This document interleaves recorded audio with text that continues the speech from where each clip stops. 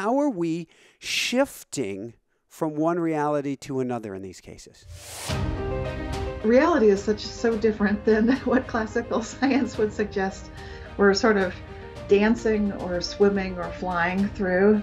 That float state is consciousness, awareness of self being at that higher level. And from that state, we're capable of seeing all these possible realities.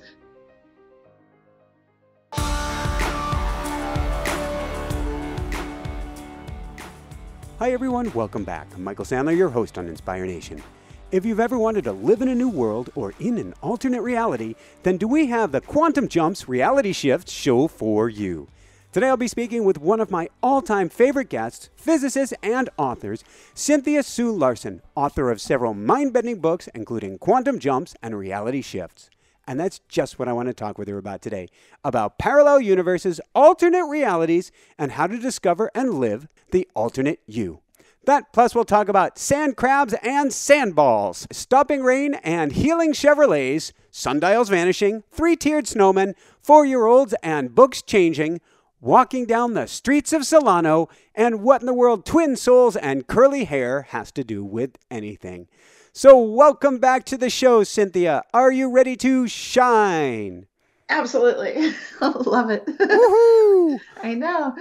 All right. How good can it get? Absolutely. How does it get any better than this? Boy, do we have some catching up to do since the last time we spoke. But before we dive into how both of our realities have changed, why was it so important to you that we record this show at 222 on 222222? Well, it's a portal gateway of energy, obviously. And this is such an important time. There's so much going on in the world, a lot of fear, a lot of anger, a lot of emotions. And I feel that we are the perfect people to help guide the way above that noise and above the drama, and to just really start this entire epic out in the best foot possible. And you're my first choice of who to do that with. So obviously it goes both ways. It so goes both ways. So I've got to ask then, things are feeling really weird, or as I like to say, squidgy these days. So are we living and operating right now in an alternate reality? Always. I think we're constantly moving through possible realities. So that's such a strange concept for a lot of people to contemplate. But if you imagine that we're sort of dancing or swimming or flying through this, as in the form of pure consciousness, mind you, this smeared probability environment. It's a cosmos of possibility. If we think science, and I'm going to put science in quotes because what I really mean is Newtonian physics. In the world of Newtonian physics, now, what's interesting is Newton was actually a mystic and he's completely misunderstood. But in the world of Newtonian physics, there is one right universe. But in the quantum world and the world of Max Planck, we can't say this universe is the real one, can we? No, it's not. It's reality is so different than what classical science would suggest. And we totally start seeing that with quantum physics because we see the uncertainty of it.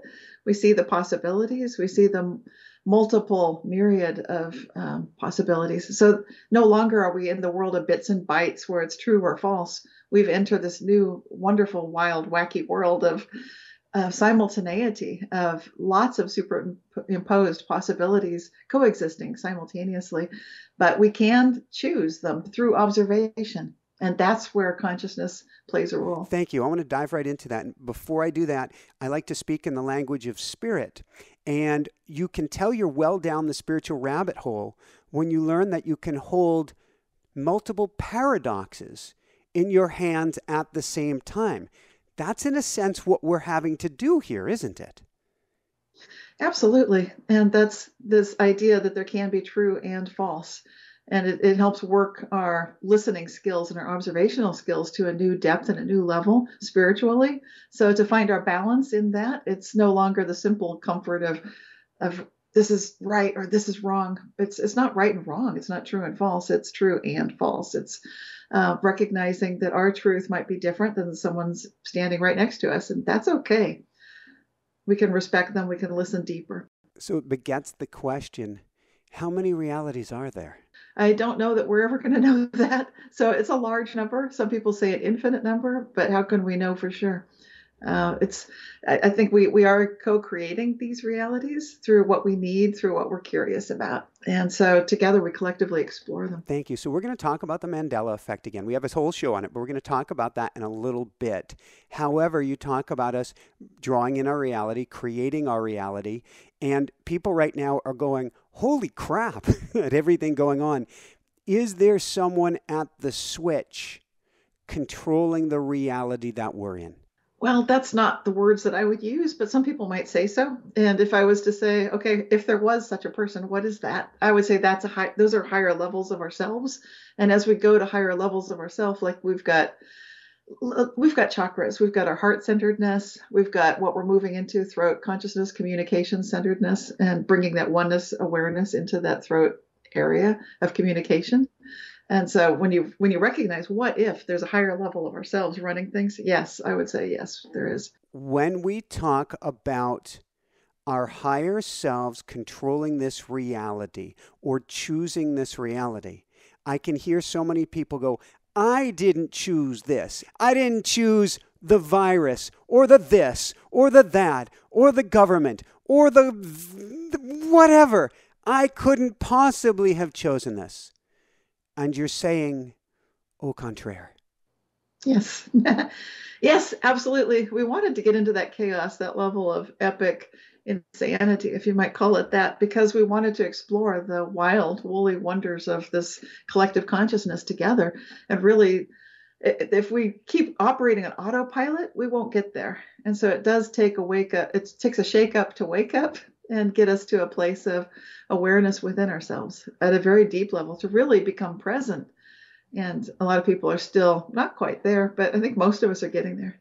I want to say the expression that I like to use when we talk about shake up and wake up is kind, gentle, easy, good, Cynthia.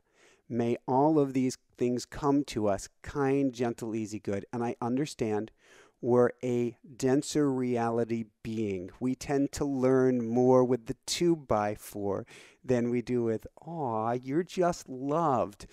But what was kind of your wake up over the last year and a half?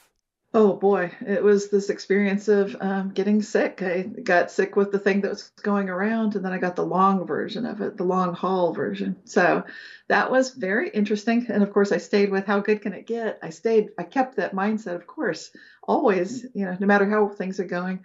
What I learned from it was that there are ways to heal and recover. So it took a year and a half to come all the way through it, but some people are still in it. So I felt quite good to come through it with toolkits of how to experience longevity, really, and recognize ways inside our body that we might break down through things like arthritis. I had about 200 symptoms, more than that, actually.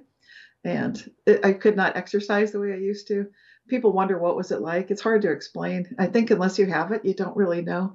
And some of the things that are described, like chronic fatigue, that's just such an understatement. It's not really descriptive properly. Thank you. I'm going to want to dive into some of at least the ways that you played on the other side of the veil. That's my language for it, to tinker with things, because what you're talking about, I'm sure, it gets at the crux of today's discussion. What exactly is an alternate universe, and how much time were you spending there? Oh boy. Well, an alternate universe could be thought of as awareness that there are these possibilities. There's this realm of being in pure consciousness. And frankly, to be honest, I've spent quite a lot of my time there since I was born, because when I got to this planet, I thought, wrong planet. And so yeah, totally. So I felt a need to really just hang out with the angels, with God. And that's my go-to. So that's sort of the way I do things. And operating from that level of what you might call, I don't know, detachment. People might call it that, but to me, it's life. That's our true nature, is that spiritual nature. So would you say, because I've written a book on communicating with the angels, that's kind of actually today specifically, 222 at 222222, we have the #1 angels and spirit guides book worldwide on Amazon right now. Whoa, whoa, whoa. How does it get any better than this? Is there an alternate reality that you like to go and dance in where the angels are even more apparently, I say apparently because they're always here, more apparently by your side? Well, that's kind of like the between life place, and that's my hangout spot. So that's kind of a go-to, to be honest. So What it's does not that really look the like? What kind does of that feel like? How would do you sit back on your chair and breathe in and imagine that you're in this space hanging out with your homies, with the angels? How do you go to this spot? well, I mostly just like to hang out with God, with the Creator. That's my absolute favorite, and I felt like I kind of got kicked into this reality because I'm needed in this time frame, and so kind of kicking and screaming, I guess. Meditation, is that your tool then to put yourself in that state? Yes, absolutely. And it's easy for me to get and go there because I feel like I never quite lost it. And I think that's part of the character and quality of who I am is to bring that quality in through life. And it made it hard when I was younger, but now it makes it easier because if I meditate, it's easy for me to know that that's to me the true reality. Awesome. And we'll do a meditation at the end. Maybe you can help carry us a little bit of the way there. That would be beautiful. When Jessica and I first moved to New Jersey many years ago, we've bounced all around the world since then, and we've come back here as well.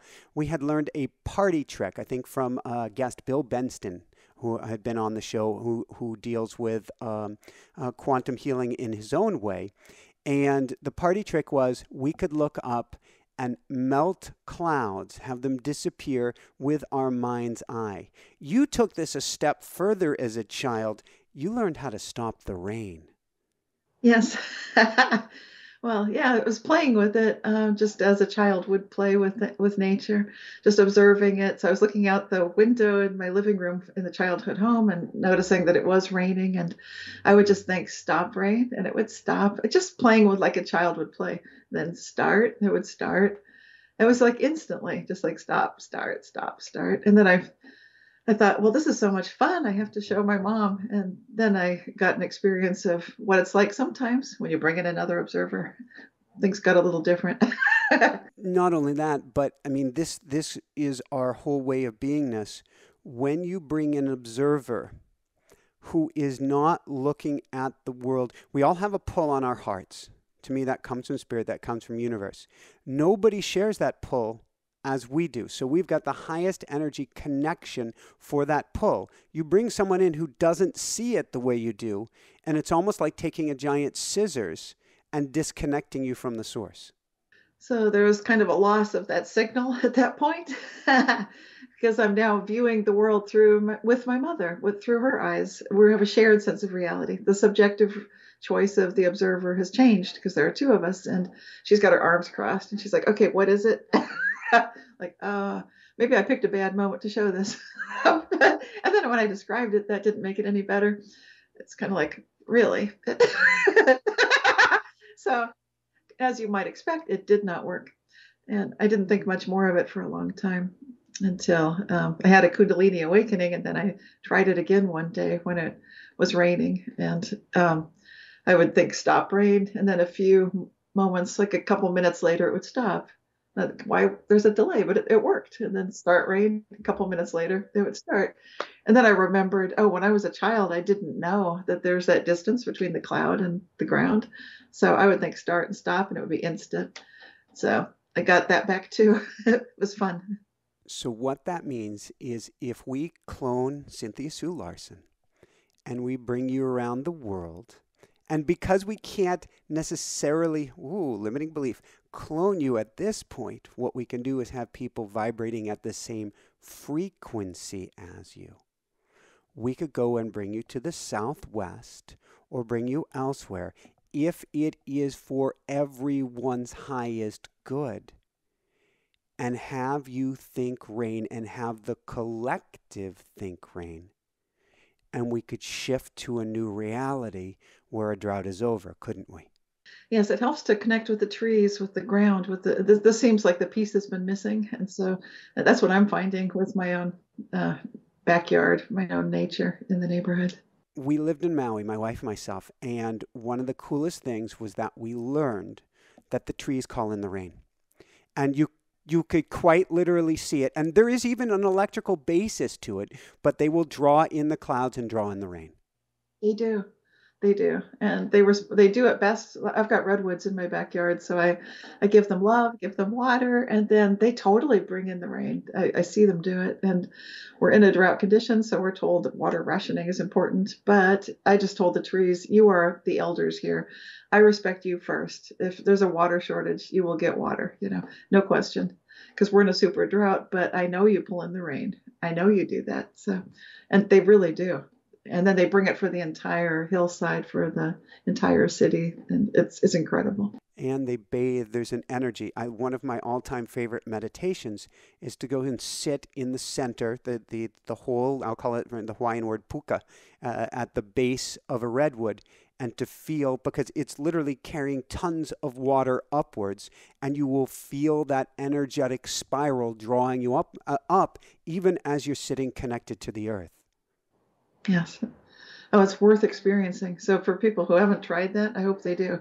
If they don't have a redwood, pick a tree that's nearby. I hope everyone has a tree. So let's dive more into the alternate realities here. And I guess I've got one more fun question before we get into some of the deepness here. Where in the world do our socks go when we do laundry? Sorry to laugh. Oh, that's great. Oh gosh, I don't know. They seem like they're interdimensional travelers, and because we know we put two socks in. We all have seen this. We put two socks in. We counted 1, 2. Absolutely. And some people who are very OCD will take the machine apart when there's a sock missing. Like, okay, it must have gotten sucked into the device, but it's not there usually, not in the machine. The gentleman who married my wife and myself, dear friend, he had an experience, a physicist himself. He had an experience of snowshoeing, and his foot got stuck, and he yanked up, and his snowshoe was gone. Just gone, as if he had gone in with one snowshoe. How does this happen? How are we shifting from one reality to another in these cases? Well, I think you've got some key aspects, and I wasn't there with the snowshoe gentleman, but I had a similar incident walking through my kitchen, shaking a bottle, and here I think I have a clue because I was shaking it downward, and it flew out of my hand, and because I didn't keep looking at it, it went behind me. I should have heard a bang as it hit the oven, but instead I heard nothing. And so knowing things are weird around me, so I checked inside the oven, which makes no sense, but with me it makes sense. It wasn't inside the oven. I thought, well, maybe it just went right through the door. And I thought, gosh, that bottle was just about empty, so I'll get another one. And as I walked through the house, I went through the hallway and then to a different room. There was the same bottle, apparently. It had gone through a closed door across a hallway and made a bend that's impossible. And I didn't hear it land, so it just sort of teleported and shifted. But what happened? I think when we don't do the we don't quantum zeno affect it in. We don't lock it in with our observation. So if you're OCD, then you're checking something. So if you're looking at the snowshoe. If you look away for a second, in my experience, that's when things can and often do vanish. And that's what happened with my bottle. Just went poof. And I'd been watching a Dean Radin interview. Dr. Yes. Dean Radin. Yes. And he's talking about real magic. And it's funny because he saw my post about the bottle. I had a photo of it. And he made a very funny post saying, oh, that's funny. I saw it in my kitchen. I wondered, what's that? Dean and I have had a really fun discussion on one of our past interviews on transmuting the energy of donuts. But in one reality, we can say the donut is not good for us, not Pono. And another reality, it can be the health food. There we go. Love it. You talk about locking in a reality by bringing our awareness to it. Is it fun, though? And I think we have to get a baseline here. So I'm going to step back after this question. Is it fun to actually practice being able to float through different realities? That float state is consciousness, awareness of self being at that higher level. So you're not so much in your body, but it's what you might think of as out of body, higher self, meditative consciousness. Some people call it oneness consciousness. And from that state, we're capable of seeing all these possible realities and hopefully, preferably from a very neutral, accepting, balanced state of being. That's optimal conditions. It brings up the word to me that I've never heard or used before, super creator. We become a super creator when we stop being hinged to it's an expression that I like to pick on, it is the way it is, and start allowing the or something greater. You even had an experience, I guess, a few years, maybe more than a few years ago now, where a friend had lost a kitty cat. And then a month later, kitty cat's alive. Nothing had happened in this new reality to kitty cat. Right. That was Ashes. My old roommate Catherine had this beautiful cat, gray kitty Ashes, and I moved across the street to another apartment, and I was delighted to see Ashes would come visit me because he was a part of the family. You know how cats are so dear to us, and pets are. So I was visiting with him pretty much every day in the garden at the apartment where I was across the street from Catherine's place and Ashes's place. Then one day I hadn't seen Ashes, and Catherine told me, "Oh, bad news! Ashes got hit by a car and he died." And I was devastated. I didn't take it very well at all. I felt horrible. I felt like when you have regrets, like I should have spent more time with him. I had no idea when someone is that special to you. And so I was still feeling like devastated. And then one day there was Ashes looking slightly greasy, like he wasn't washing properly. You know, when cats are a little lazy, and he wasn't quite doing the job, but I didn't care. I just hugged him and I felt like, okay, now I'm going to make up for that lost time. But it was confusing because he's clearly back. He's not dead. And I talked to my husband about it. Like, do you remember what happened? And he remembered that Ashes had passed away too. It was very confusing, disorienting. So I want to dive into some of that confusion so we can get some clarity in a minute. Because you brought that up and you brought up hit by a car, our last show aired on November 9th. November 10th, I'll probably fall apart here, was my wife Jessica's birthday. That was the day I went out on a bike ride and got hit by an SUV and ended up in the hospital, broken pelvis, shattered wrist that has titanium in it now. And then it was only 2 weeks later, we had been pregnant with twins, that we had an emergency with one of our twins. And I guess actually it was more than a couple weeks. It was a few weeks after that. And we ended up losing one of our two twins as well.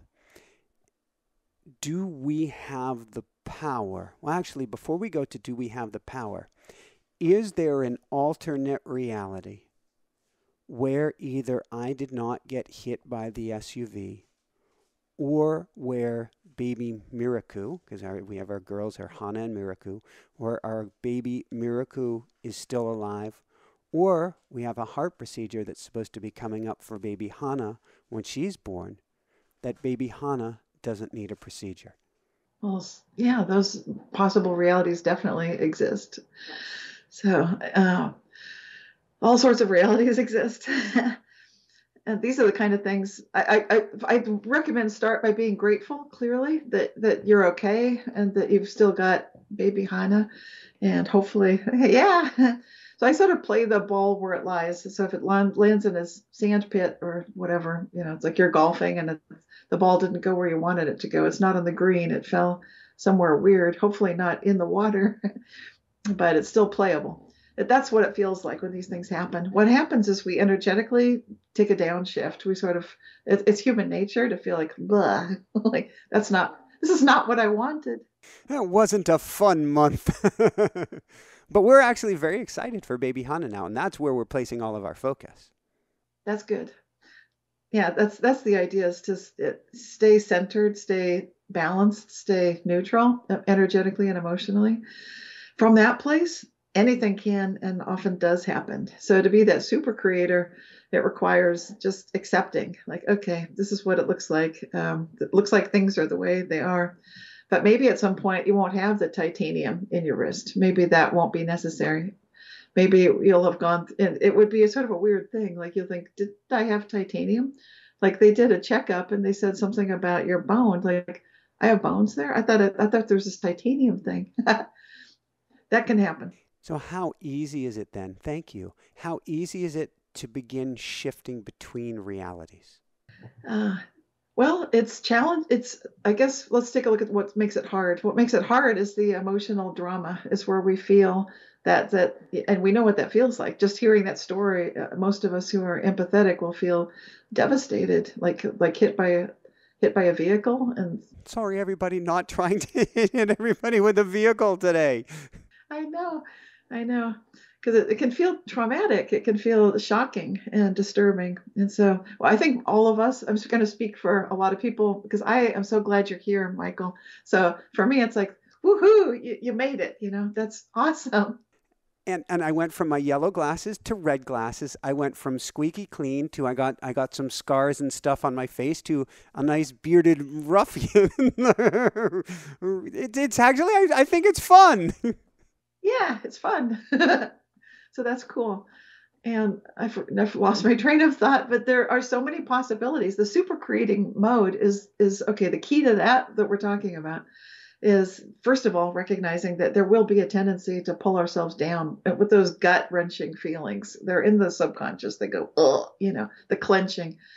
And you want to practice whatever it is that we do, lots of different ways to clear that kind of stress, that tension that can be a result of the shock wave.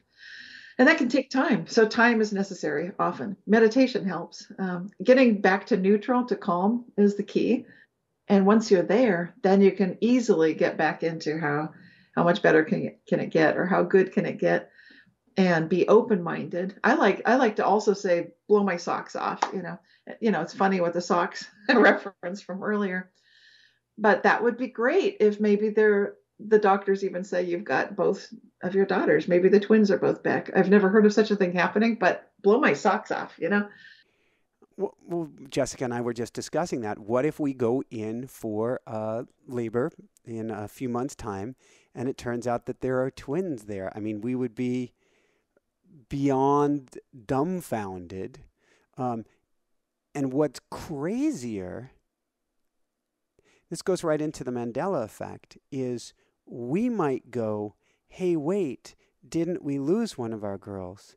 And everybody else may go, that's how I recalled it as well. Now we've got the Mandela effect in play. Exactly. And then what happens to all the videos that have been recorded where you've been talking about this? That's also interesting. Yeah, everything can change. And the more people you've got entangled, then it tends to defeat the noise. There's something called noise in science and physics and in radio waves and so forth. And you can combat it when you've got entanglement. And entanglement happens with the coherence of the heart, with the connections, when people care. And so collectively, socially, we tend to lock in realities. And this happens with the Mandela effect. There are groups of people that remember things differently. And I believe that this is what we're learning as super creators on the planet now, to collectively co-create at higher levels. And just keep it open. That's what I love about how good can it get, or how much better can it get. How does it get any Working better with than high this? self. Yes. Yes. Yes. I read about one in the Mandela effect earlier today that actually it upset me. I'm like, no, I am offended, and I am not easily offended. Yeah, it was Forrest Gump, and life is like a box of chocolates, and according to the Mandela effect, it is life was. It doesn't even make sense. Sort of like us going to that field of dreams. If you build it, he will come. What in the so. But these are shock waves to wake us up to our own power, aren't they? They are. And some skeptics on that particular one would say that Forrest Gump he's actually saying, my mama always said life was like, so then it's like, my mama always said, okay, so that's past tense. So they can explain it away, but most of us remember life is like a box of chocolates. And it just sounds weird now. It does. So but there can be a message I am there. your father. Yes, I know. Yeah, I remember that in the theaters with James Earl Jones, Luke, I am your father. It was just booming. And that full richness of Luke, like, whoa, chills. But now it's just, no, I am your father. Like, what? That's not an iconic line anymore. It doesn't, it's weird. So take us through, you said coherence, heart coherence.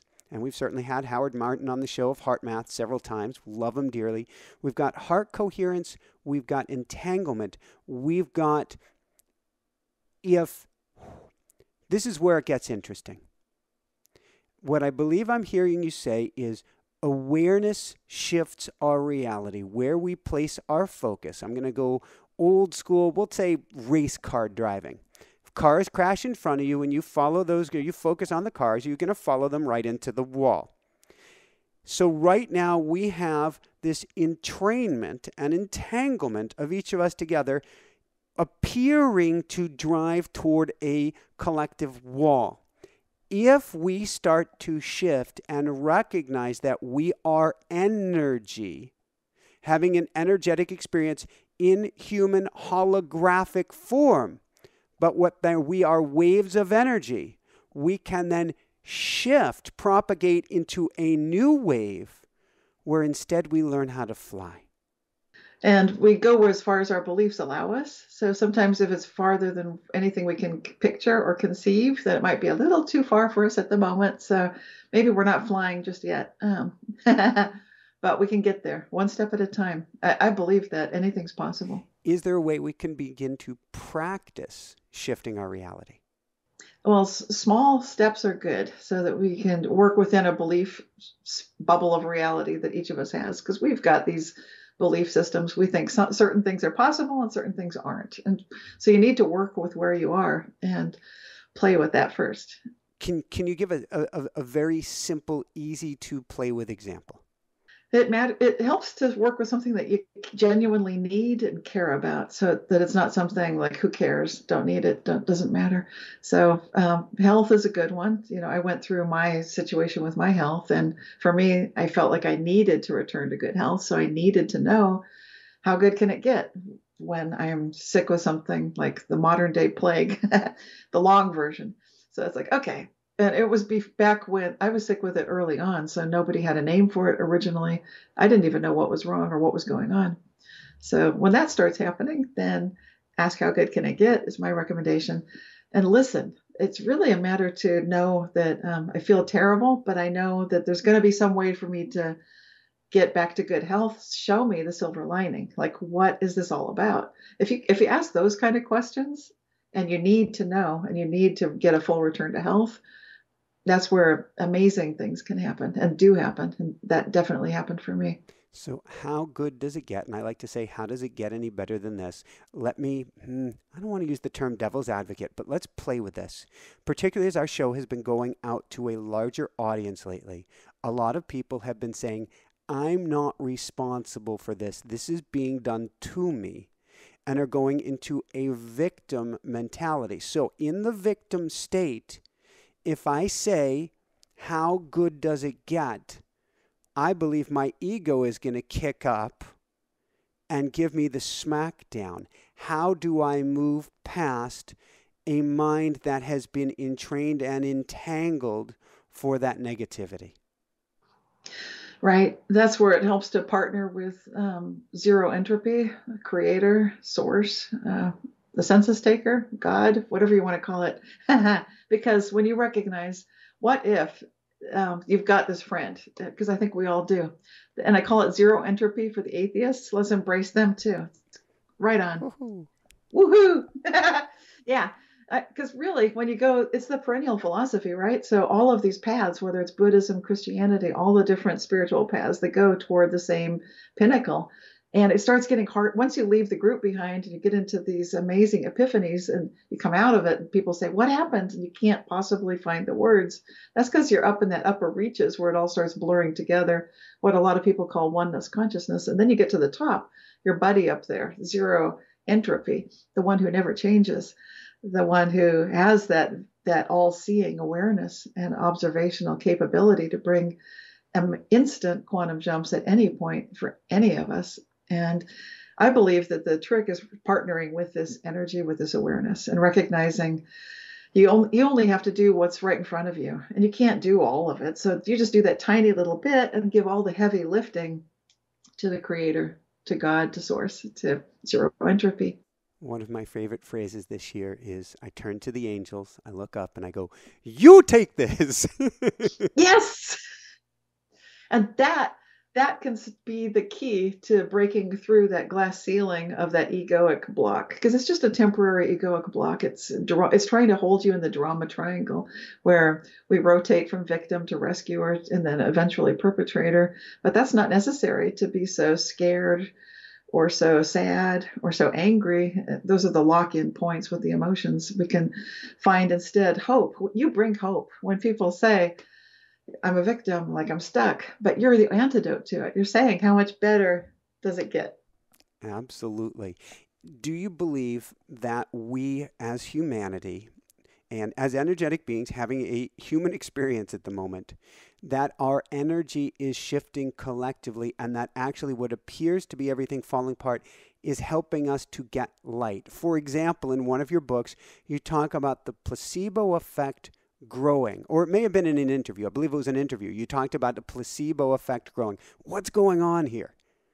Yeah, that's quantum jumps. That I do cover that placebo effect in that book. And what's going on is that placebo means I shall please, and it really came into full usage around the time of World War II when battlefield medical doctors were out of medicine. They didn't have supplies. They didn't have enough to go around to treat all of the injured soldiers. So they did have saline solution, salt water. They did have the ability to pretend they're giving an injection of something. And so they thought, well, let's try this. Let's see if we can take the soldiers' pain away with a saline solution that does no harm, but it might help. And sure enough, it was helping something like 30% of the wounded soldiers. And that was effective enough to be worth doing. And so then in modern medical times, more than 90% of our medical doctors in America definitely are using the placebo effect, or they were when surveys were conducted. But what's so exciting, this doubling of the placebo effect, it started off at 30% efficacy, where there would be a positive result from just getting a salt water injection. Now it's more like 70, or if people like you and I, then you can get into the 90 percentiles of efficacy. You could even tell me you're in the placebo group. I'm like, woohoo, no side effects. Let's do it. That means I'm in the energy group, is what you're actually talking about now. And it's all energy. And there's actually not a doctor alive who can actually show you why the darn medicine works. If it's not a placebo effect, you can't, well, it goes in and the body gets better. Yeah, it sounds ludicrous. It's like, well, it's kind of like seed missing. In physics, we had this point where the professors would write QED on the chalkboard at UC Berkeley, and that it's in Latin, and it just means that it's quite obvious from there, or quite easily done, some people would say. They translate it to English. But to a lot of people, it looked like then a miracle occurs, because for the student's perspective, it's like, wait, he didn't explain the important part. And that's kind of what's happening here. So if they were honest, they'd say, we don't know why the placebo effect works. But if we're looking at it from that quantum viewpoint, where everything is that smeared world of possibilities and in the form of pure consciousness, we as observers can choose what we're going to lock into place. We can be that super creator. We can lock that in. So we're talking on 222, 222222. I love that. There's so many twos there. I guess that's 9 22s, and 9 to me means life. 999 is an angelic number of life. Life is shifting. If placebo effect is going up, it means that collectively our energy is rising to more of that schmear state, shall we say, where it's more possibility and less grounded in not reality. That is such a dirty word, reality. It is less grounded in the old way of being, isn't it? Yes, it's less of that classical scientific materialist view. Right.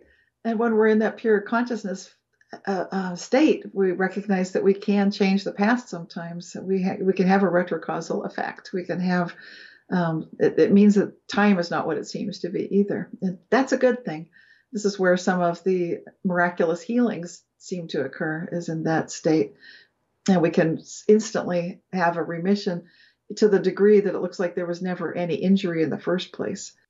I had, after my first near death experience, when I finally could get back on the bicycle, I was riding on Boulder Creek Path, not far from where my first NDE took place. It was raining. I went over a slick wooden bridge. I wiped out on my all chrome Cannondale. And I don't remember, I think it was my foot that I broke. I mean, it was black and blue and totally messed up. And it was a Friday, and I couldn't get into the doctors. I didn't want to go to the emergency room, couldn't get into the doctors till Monday. And I spent all weekend in meditation replaying it with my foot not being broken. And I got off of the bike and I walked around and I'm like, phew, I'm okay. And I went in Monday morning to the doctor and they x-rayed it and he's like, this thing is, effed. It's a goner. Before he did the x-ray, looking at it, it's all black and blue. And he does the x-ray and he goes, there's nothing there. It's Yes. fine. Now that was divine planning, that because I was thinking, wow, you have to wait that long to see the doctor, but that was perfect because then you did that. That was textbook perfect super creating.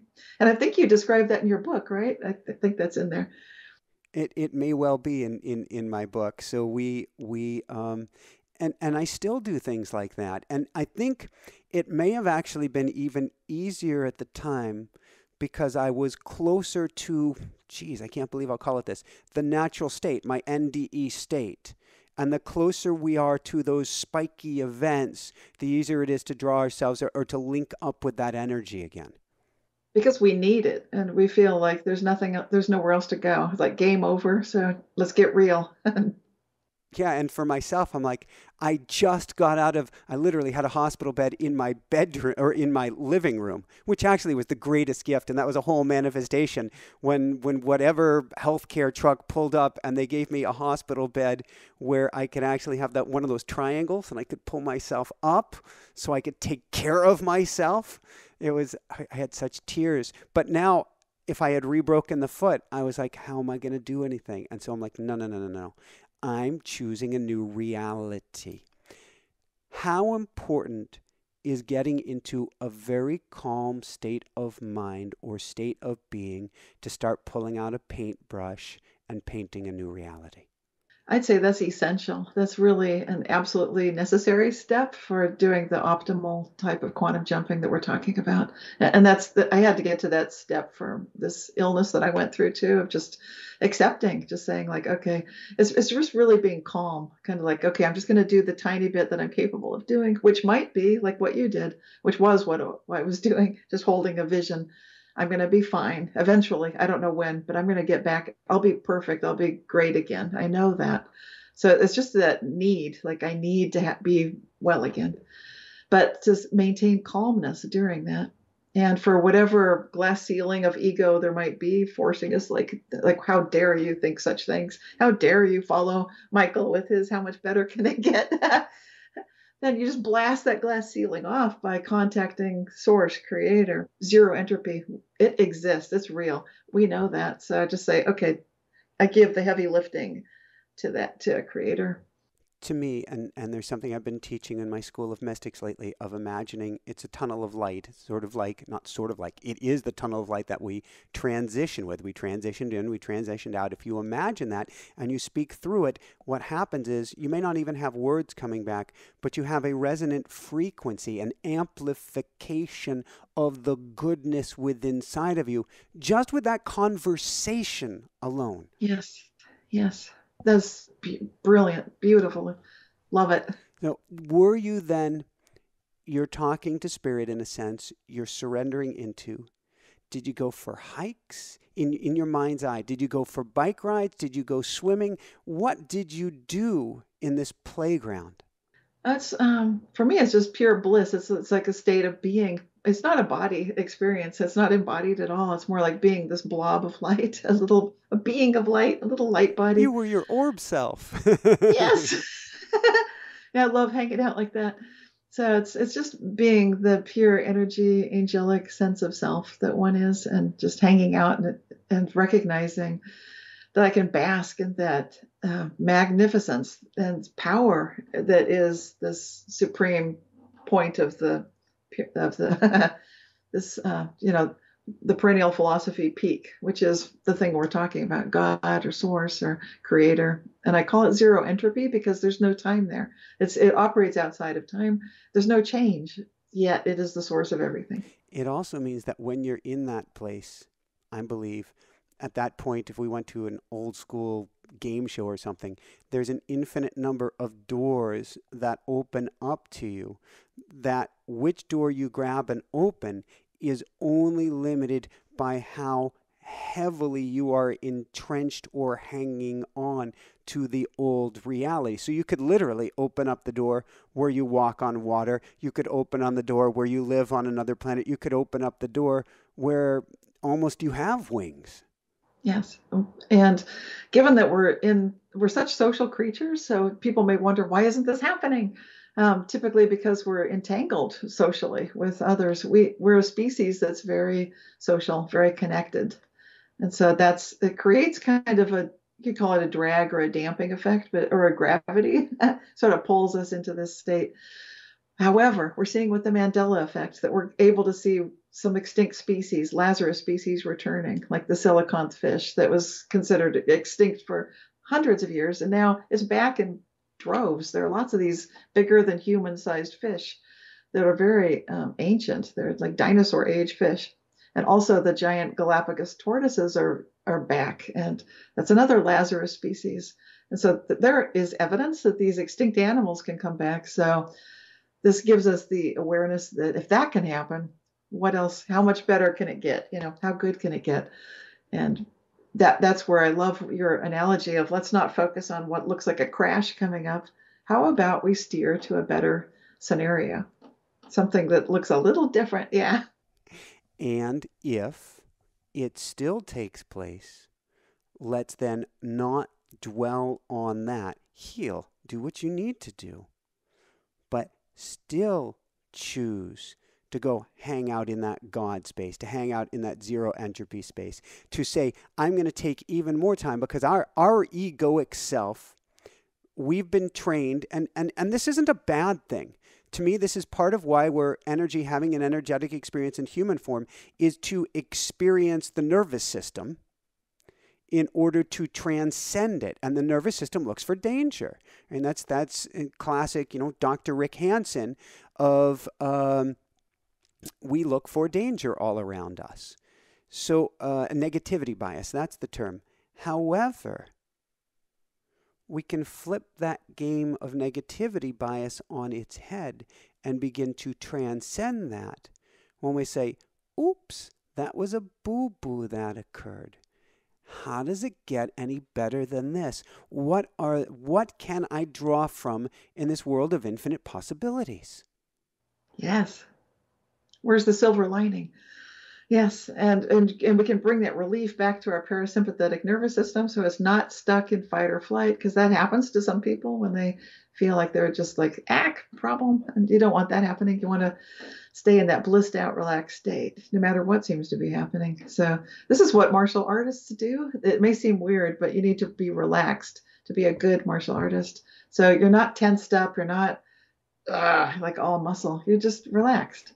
We've been watching, Jessica and I have been watching the Olympic replays, and we just finished the men's half pipe.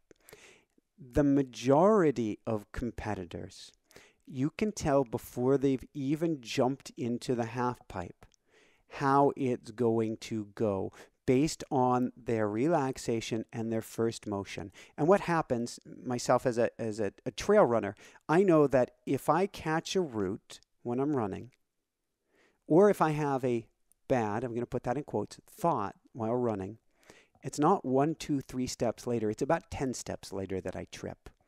If the snowboarder goes in and jumps ever so slightly off before their first jump, you see their first jump is very slightly off. Very, so minor, it doesn't make a difference.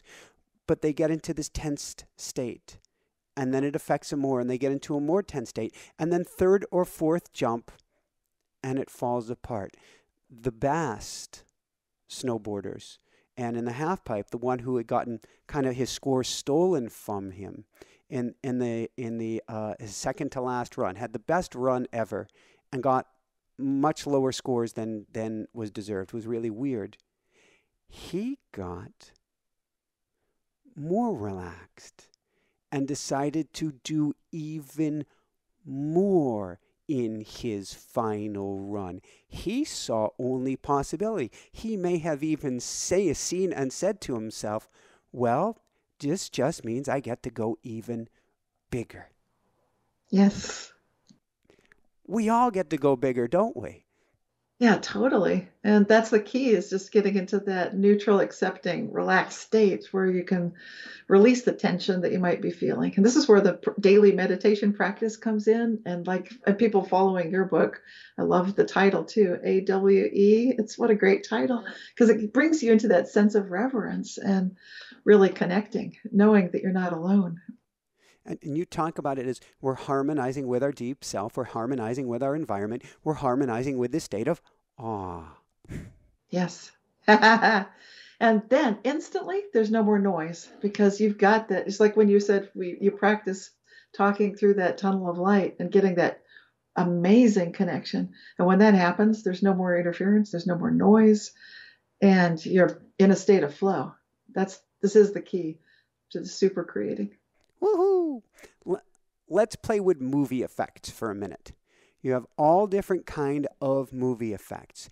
What does it mean to direct the movie of our lives? And can you go through a few of these movie effects or how we play with them?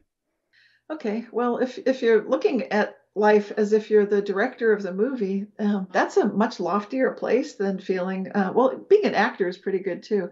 You can, even if you're an actor, you can realize I'm just playing this role. And so then you know that you're actually, it's like, I'm just acting this out. But then you know that it's just a game, it's just a play. And you can say yes and play improv, just go with the flow, get into that relaxed state. So you don't need to fight back with everyone. You don't need to get into drama, even though it might be a drama, and you can just play with it and see how the life can go. From a director's standpoint, it's very interesting, because then you're watching lots of different characters and you're saying cut and action and all that fun stuff. And so when you look at life from a movie perspective, then you recognize that there are so many ways that each scene can play out. And from everything from the way that the camera's angled and the way it's following people, there's just so much involved. But we're doing that the way we observe things. And we have access to all of that inside ourselves.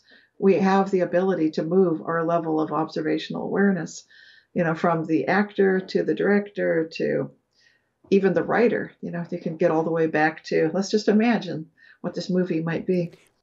What's interesting, it's kind of cool because there's studies, I totally don't understand how they come up with it, that there's something like, I don't know, 8 million, it's probably more like 8 quadrillion bits of information we take in at once, and we can only process like 8,000 bits at once. And it's where do we place that awareness? And as a director, if you're focused on the box of donuts instead of what's being shot, the scene ain't going to go so well, no matter how many boxes of life, like a box of chocolates there are. But we can play with where we place our awareness, can't we, to shift what that movie's going to look like?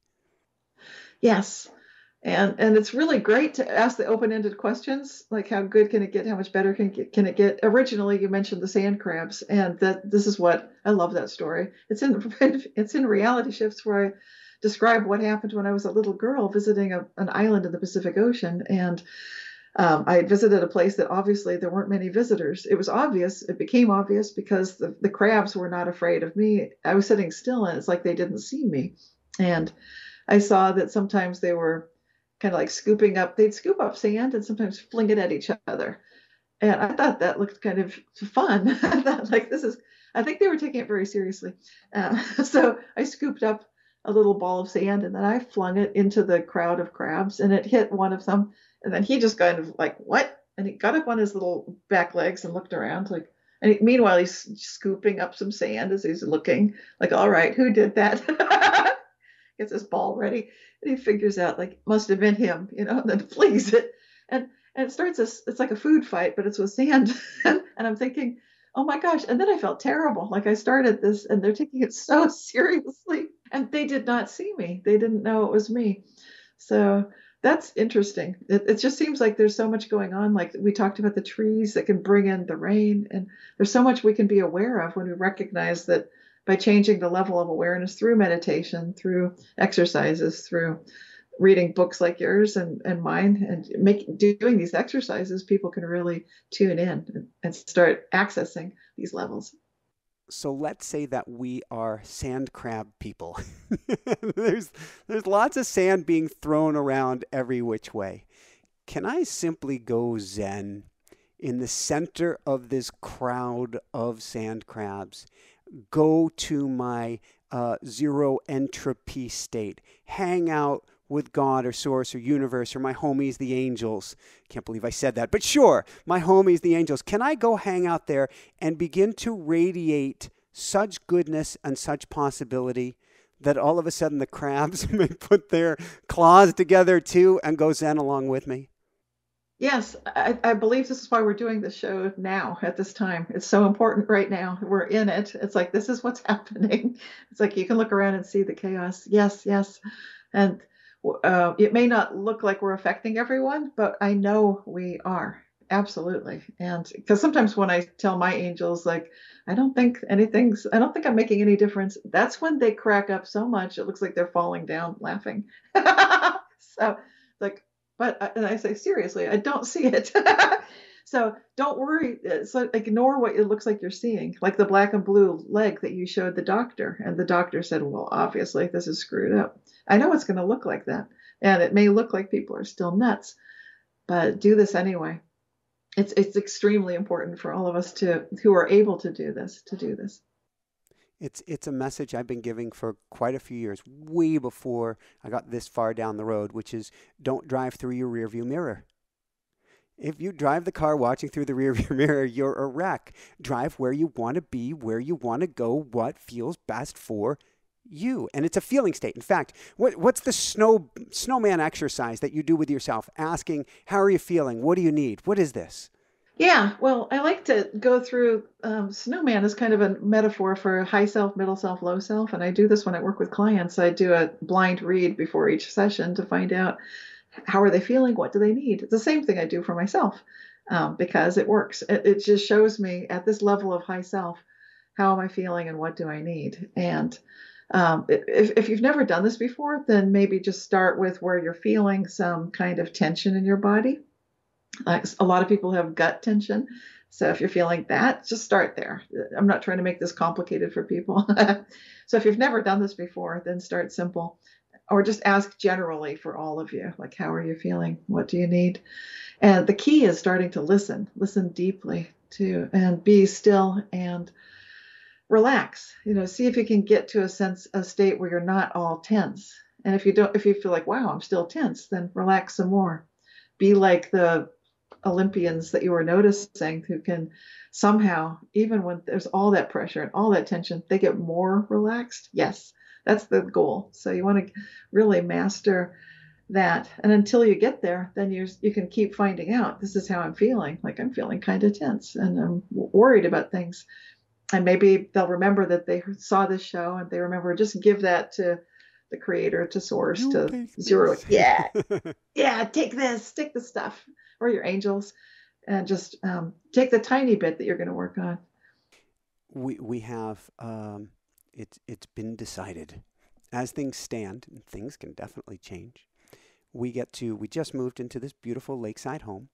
We get to move from this beautiful lakeside home to someplace outside of Philadelphia so that we can be there for birth at the Children's Hospital of Philadelphia, and so that baby Hannah can have a heart procedure soon after she's born, which means that we just moved in here, and we now get to just move into someplace else, and then we get to just move back here, which was supposed to be through childbirth, and then we get to just move someplace else.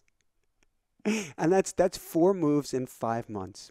Me as the person who likes to be, that's the Virgo side of myself, very grounded and keeping control of everything going on. All I can do in between the occasional tears, and that's okay too, is I surrender with laughter. I go, this is just so nuts. And I think that laughter of surrender, of going, you've got to be kidding me, helps us. Absolutely. And I was getting to those moments too when I was on my healing journey recently, because I couldn't always stand up and I was falling down. That's part of the long version of that. And I would laugh. It was dark. It may seem dark. Oh, It's like, why are you you go laughing? with the twisted humor. You play with it. Universe Yeah, can handle it. so messed up. Right. And that's a great coping strategy, is just to be able to view yourself as like, well, this is just, you're doing the best you can. And it's ridiculous. And so just do what you got to do. And After we lost baby Miracle, and I was fortunate enough, Jessica's in surgery. I was fortunate enough, I was in meditation and got to see her kind of spiral upwards back home. We went to get the Tesla charged by a gas station, real rough neighborhood of Philly. Inside, two police officers, both with bulletproof vests, in the 7-Eleven. It was craziness. I walk inside there. I'm speaking to my sister on the phone. I'm about to completely fall apart. And I go to use the bathroom while the car is being charged, and both bathrooms have like a police tape across in front of them saying "out of service," and I just cracked up. Such a total loss of control. I'm like, you have got to be kidding me. That's what we need, that total surrender, that I get it. You're playing with me, you're messing with me, not to torture me, but to help me to drop the story. that's the key. Yeah, drop the story. Just get back to the essentials. And I think that's what this crazy time is about for us all, to drop the story, drop the pretense, the illusion, and recognize what's real. What's real is love, and that we care about each other. What's a reality shifting journal? Okay, that is a wonderful tool for experiencing more reality shifts in your life. And so you can keep track of things where you suspect, like, I think I have had a reality shift. So write that down. Maybe it's your keys moved around, or your wallet or whatever has moved. A lot of that happens a lot, where there's a disappearing, reappearing kind of a phenomenon. Also, keep track of favorite daydreams and dreams. So you want to, because that brings energy to this journal. So it really kind of supercharges it. So you can do that super creating stuff. And you want the book to be something so amazing that every time you open it to any random page, you're like, whoa. And then you can put in dreams of things you would love, like just living in this beautiful home with your family, able to settle down, everyone healthy. Yes, So you can have that. And it might be a sketch. You could draw it like a little picture. And those of us that love you will be holding that in our hearts too. Like, yes.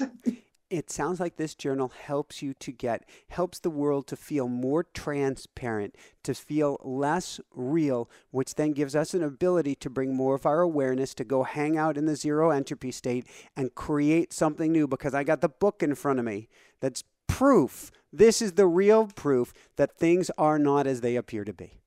Yes, things are actually verbing. I'm a verb, you're a verb. We're moving, we're energy. We're sort of verbing through. We're not things. And so it's a book that reminds you of that truth. And then we're just verbing around until we make an observation, and then bloop, we're physical form for a moment, and then back to verbing around and then flying around, floating around, because we are pure consciousness. That's our true state.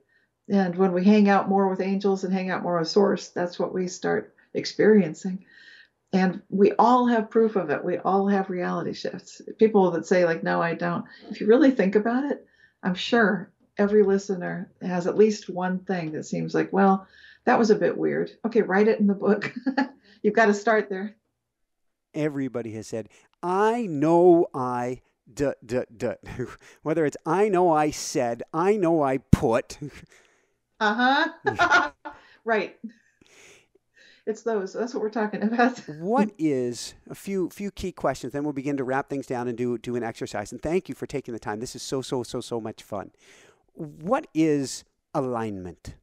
Alignment is the idea that we are capable of working all as a piece, all as one. And I'm doing this to show it's aligning between these parts of that snowman, the high self, middle self, low self. These are groupings of chakras, but when we're aligned, then what we're visualizing is what we love, and it's also what we need, and it's all of a piece. And most of us have been enculturated in our families and societies to somehow get a little bit wonky or a little bit kind of crooked, because we've been trained like you're supposed to want this, you're supposed to visualize, you want a 9 to 5 job, you want to be a doctor, a lawyer, whatever. Okay, because some people get pressured by families and so forth, and what they love is not that. But I want to be a musician or whatever. So and then what they need is, I just need to be alone. I just need, like, can't deal with people right now. So that's a lot of lining things up to do. And if each one of us has our variations of that, then the more we can start bringing it together. I'd say start with your subconscious, because that's what you need. Start there. If you want, like, what's the key to make this whole thing work fast? Start with your subconscious, because that really runs the show. We all get what we need, whether we think we need it or not. So what does that look like? That looks like keep a dream journal. Pay attention to your dreams. It means, really tune in, talk to those angels, really get aware of what's going on, because they'll tell you the truth too. You can ask them, like, what's going on with me? Why are these things happening? And then they'll show you, like you just need to get out there and, run barefoot through the trails or swim with the dolphins or whatever. They're going to tell you, like, you need this. And then you'll realize they're right. But this is so awkward because my life does not allow that. Or you think it doesn't. And that's where the conflicts tend to come in. Our last bestseller over 12 years ago, 10 years ago, was Barefoot Running now. Love it. So what's a mountain of intention? Okay, that is where, this is an interesting concept. If you think in terms of like a wave function where you've got a probability peak, like a distribution curve is what I'm looking at. And when you're focusing with a thought like I'm going to manifest money or something, you've got something in mind that you're manifesting. And so you're thinking, like, this is what I need, this is what I want, and you're picturing it. You're sort of, it starts off flat, and then as you bring it into being, it's kind of creating this distribution curve of intent. Like, yes, that's going to be. And you can do that with affirmations, like, this is going to be my money year, my job year, whatever. But then sometimes it starts off great, but then you might share your dream with a loved one, and then it just goes like it's a souffle that collapses. Like, yes, I've been there. This souffle has collapsed one time too many. Yes. When that souffle collapses, it feels terrible because you've shared this with, the wet blanket effect has happened, and they've your enthusiasm is gone temporarily. Then you have to build it back up again. And so it can be a challenge. And this is where things like affirmations, meditation, talking with angels, all that stuff comes in to keep it strong. Thank you. And then can we all come together and look for, particularly now, can we all come together and look for good news? Put that in quotes. Absolutely. Yes, we can do that. We can ask collectively, how good can it get? And I do videos with the International Mandela Effect Conference. We're doing open tables every month, and we have a live stream. So once a month, we get together toward the end of the month, and people are free to join in the chat and do that. And I think people will do that with your shows too. I think that kind of community sharing is so important now, because we're looking for that golden timeline. We're looking for, how can we relate to nature, to trees, to each other, to our loved ones? How can we collectively cut right through this noise by recognizing that we're going to be meditating? We're not going to be flinging the sandballs. We're going to be envisioning, how much better can it get? How good can it get together? Woohoo! On that note, where can people go to find your beautiful work, your beautiful book, Cynthia, to find out more, to find out how people can get together all of this goodness? That's realityshifters.com. That's the best place. And then I've got presences all over the place, but that's my newsletter. So if they sign up for that, that's perfect. And I've got autographed books there, lots of information there. And you can find me, of course, on YouTube and Facebook and Twitter and Instagram and so forth. Great. Couple last questions, then we're going to go into Grab Roo, and then we'll go into a meditation. How close are we do you guess? If you pulled out your crystal ball, mine's completely broken at this point. Maybe you super glued yours back together. How close are we to what you call a cultural paradigm shift, or us hitting a tipping point? I'll call it the tipping point of goodness. Yeah, we're still in the thick of that. It feels like if this was something we're cooking in the oven, it's kind of wobbly, it's still wet, and it's kind of, I think it's just going in the oven this month. You're in February 2022. It's like finally it's in the oven, like yay, but it's still really soupy and gooey, and oh, it's not exactly like your typical cooking show. Oh my gosh. Oh, okay, intuitively, it feels like I'm feeling like 6 months from now. I know that seems like forever. It feels like maybe August we'll start feeling like, oh, we can see it. Like we're out of the mess of all these announcements and news flashes on the regular corporate media channels. And it looks like there's going to be finally some shine. I think the light's already here, but there will be. I'm waiting to be able to show it to people who are not meditating every day. That's my goal. Like, when can I show my neighbors, the people who don't do what we do?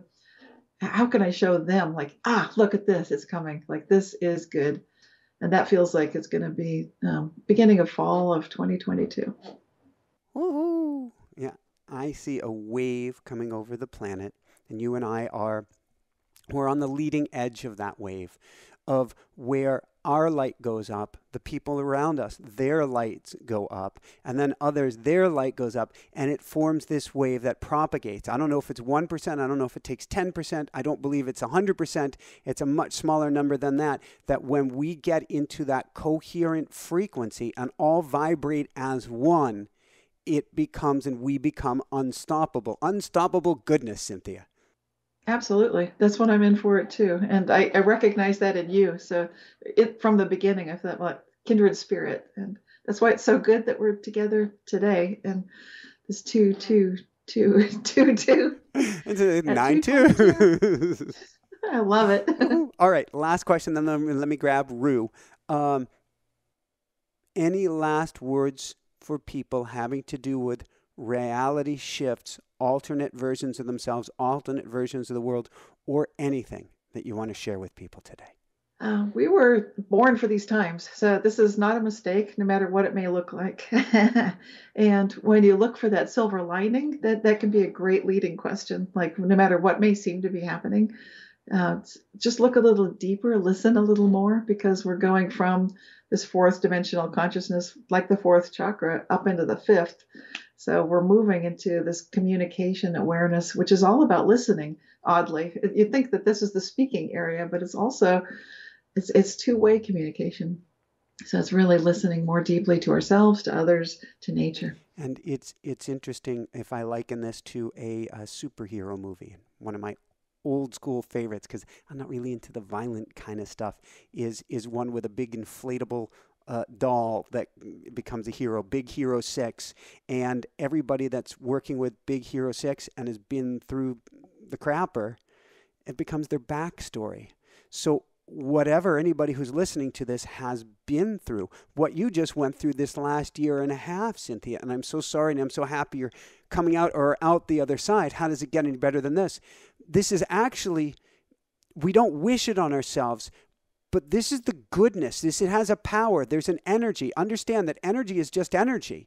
We just have to flip the coin over from that tails to that heads. It's the same energy. So the energy you were gifted with during this time, Cynthia, and the energy that others are being gifted with through really, really crappy experiences are actually what, in a sense, and people are going, I didn't sign up for this. No, you signed up for the goodness that's going to come out of this and is already beginning to be birthed. That's right. There's something much bigger than meets the eye. And when we listen deeper, we can feel it and see it and know it. A little tiny roof feather just went in front of and it is rested. This has never happened before, and it is rested in front of the camera. This tiny little feather, which is, I don't even know if I can see it. Yeah, this is unheard of. So let me grab this, and this clearly means I need to get Rue. I don't know if you can even see this. I do. Get closer to your face and it'll be in focus. Oh, it's so tiny. It is tiny little filament. Like in a sense, an orb. There are no odds of this floating up and suddenly appear. This means Spirit is here. Spirit is here with us, Cynthia. Spirit is here. And last time we talked, the cardinal showed up. That was amazing too. All right, so let me go get Rue, and I will be right back, and then we'll do some sort, gives you a minute or two here of what I'm sure will be an amazing meditation. Be right back. We have just started today a new bit on our channel called Rue Bits, which is words of wisdom from Rue. And I think it's going to be every day, and I'll say a little something. Oh, how you doing, Rue? I know you're hungry, but oh. This is so sweet. You told him about the feather. Oh, yeah, we had a feather of yours show up in front of camera. What I was telling him about is behind us, when we started behind us, we're at this semi-frozen lake. It was completely frozen until a day or two ago. And behind us, when we started, you could see this frozen lake. And now we're in the clouds. And it's kind of wild how we get up an hour after we start this and literally look outside, and we're in the clouds.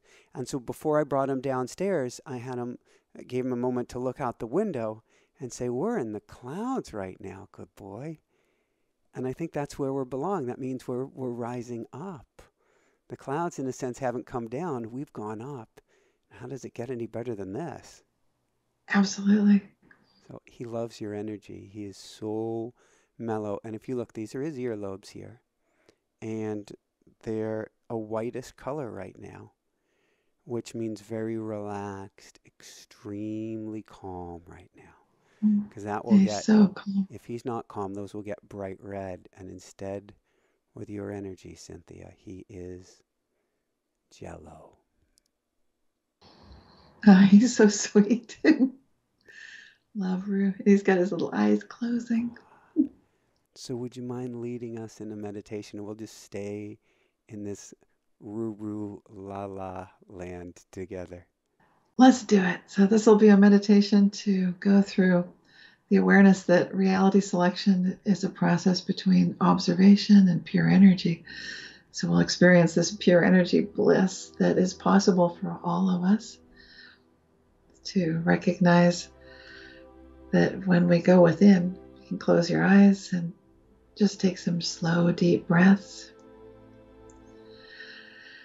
And allow yourself to let go of whatever you might have been thinking about.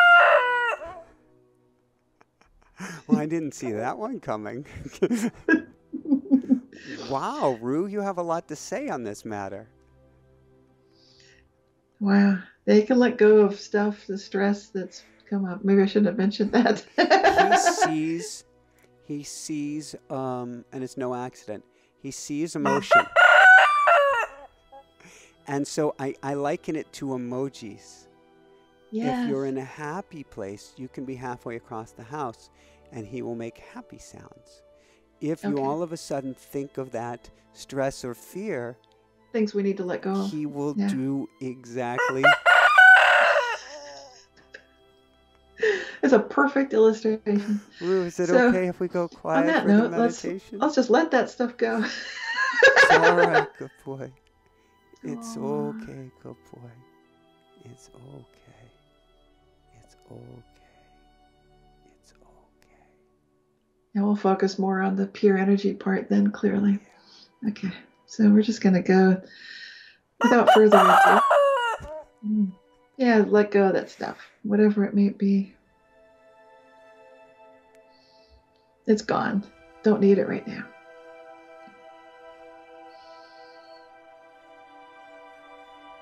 We can feel that there's a presence of beautiful light, that tunnel of light we were talking about. We can see the angelic sense of bliss that rises up above us. And for those who still need to release stuff, Rue is suggesting just let it go. Oh my gosh, I think he's tuned into everybody. Yeah, just let it go, everybody. Let it go. It doesn't matter what it looks like. For Rue's sake and for all of us, we're just going to let it go. It's just part of the meditation, apparently. You're yes. So good, Rue. You're helping everybody clear it is. whatever it's helping. They need to clear. Yeah, because it's good to acknowledge it and not judge it. You don't have to judge it. It's not our stuff or my stuff or your stuff. It's just stuff. It's stuff that we don't need. We know it's not love, so we don't need it. So you can let it go. And you can start feeling that you'll be more relaxed when this happens. You'll feel the tensions going away. And you might notice your legs are feeling heavier and warmer. You can feel like a weight has lifted off of you. Like you're just feeling good and soothed and relaxed, centered, grounded, calm, protected, accepted, respected, loved, graced with goodness, graced with guidance and inspiration. It's always yours. It's always ours. Embraced by light and love. And the awareness that our true self is actually free of anything other than love, that's who we really are. That each of us exists in that state of pure love, where we are so beautifully supported, being just who we are. That's our true nature, is this essence of beingness, this divine essence of presence that's simultaneously free, yet so aware of who we are, what we are, how we're moving, who we love, what we love, places that we love, people that we love. These connections are real and we can feel them right now. We can let our hearts open even more to a sense of grace and divine alignment, feeling open to receive love from everyone in our lives, the pure, unconditional, divine love that is real. So we can see through to the true nature of reality, that everything is pure energy. We are pure energy, pure beingness, that we are existing in our pure state right now, capable of turning our attention and our awareness to observing all that we love. Those are people, animals, trees, plants, places, cities, homes, whatever we love most.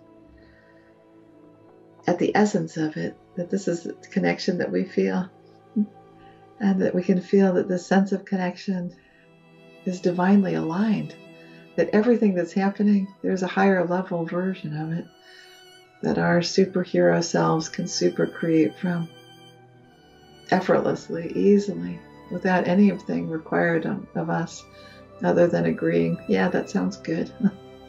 Let's bring in some divine alignment, some divine harmony, grace. Let's bring in a vision of how good this can get for all of us. Let's start to anchor this reality. It's about time for it to start coming together. We can start bringing this into an observation that we can feel in our hearts and know is good, that we are creating together, that we are respecting one another and each other, and feeling that this pure energy form that we now are starting to experience, this can be part of our daily life. State of grace, this awareness of just being, that just who we are is good enough. That there is hope, that we can rise above any situation. There is courage that we can also use to help rise above every situation. And there's empathy. And with courage, hope, and empathy, we can rise above and start to see from the clouds that there can be this vision of a new earth, a new reality that was always here, like a golden timeline that's always been here, but we can feel it now. We're calling to it. We need it now. Thank you for all of us joining together picturing in our hearts and in our minds that we need it. We are here. We are ready to step out into this beautiful golden world of love and respect and grace and peace and harmony.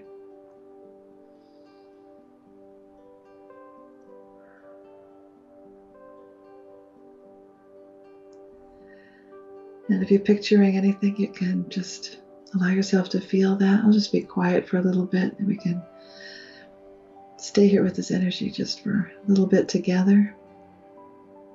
We are bringing it together right now.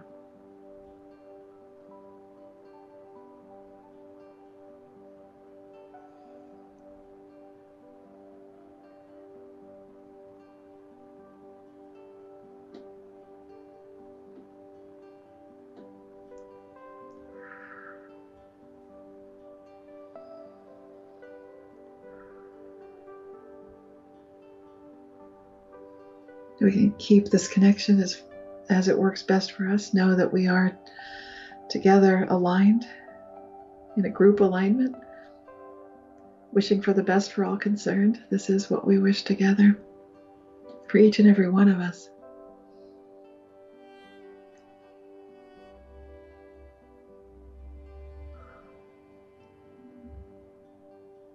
I'm just feeling the energy running through me. It's a lot of good energy. And it's also very grounded.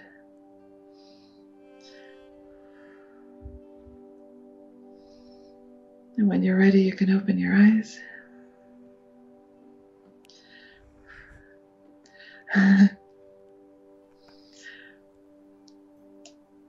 Bird down.